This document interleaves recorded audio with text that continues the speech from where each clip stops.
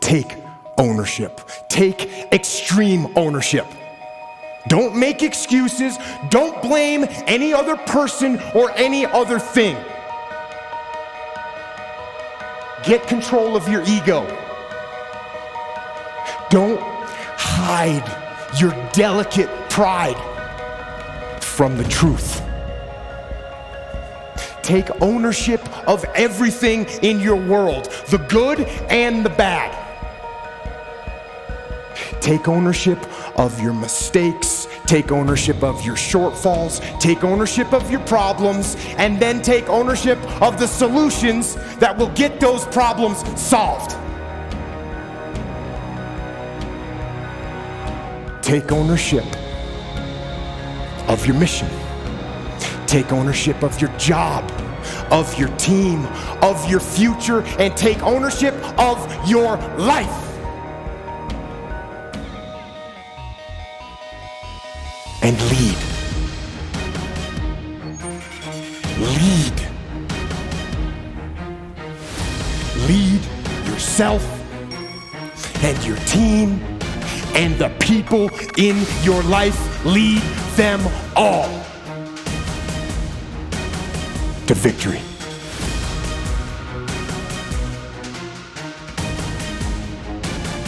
You're never, ever, ever, ever going to feel like doing the things you need to do in order to have what you want.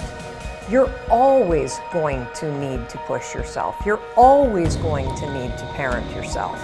So what is the net advice on this? What is the bottom line? The bottom line is no one's coming. No one. No one's coming to push you. No one's coming to tell you to turn the TV off. No one's coming to tell you to get out the door and exercise. Nobody's coming to tell you to apply for that job that you've always dreamt about. Nobody's coming to write the business plan for you. It's up to you. And because you're only ever going to do the things that you feel like doing right now or that feel good right now, unless you understand that you've got to parent yourself, you got to push yourself, you're not going to make your dreams come true. You're just not. We're not wired that way. You weren't born that way. You weren't that way when you were growing up, and you're certainly not that way as an adult. And there's a tremendous amount of liberation that comes when you accept the fact that you're always going to need to give yourself a push.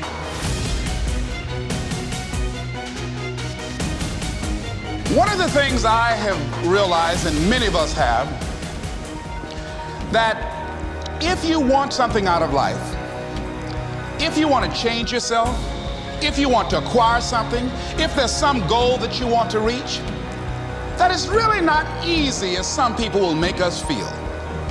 That living your dream, changing your behaviors, overcoming negative habits, it's challenging. It's hard.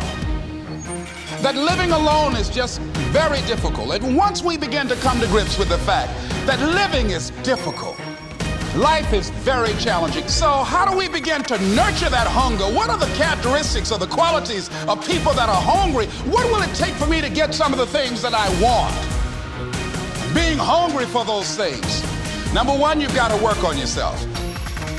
It's very important that you engage in an ongoing process to develop you. Spend more time on yourself than what you've been spending. It's very important. You owe that to yourself. Many of us never realize our greatness because we become sidetracked by secondary activity. We spread ourselves too thin, don't know how to say no. And we find ourselves doing all kinds of things and never ever have time to do those things that we need to do to work on ourselves. And then there goes a second, there goes another second, there goes another second, and we can't stop and hold time. And before you know it, you wake up one day and you're behind on your dreams and your bills. So decide that you're going to take some time to work on you, that you deserve that from yourself, that your life deserves some prime time because you are creating your own production. You are the star of your show. You are the director. You're writing the script. And you will determine whether your life is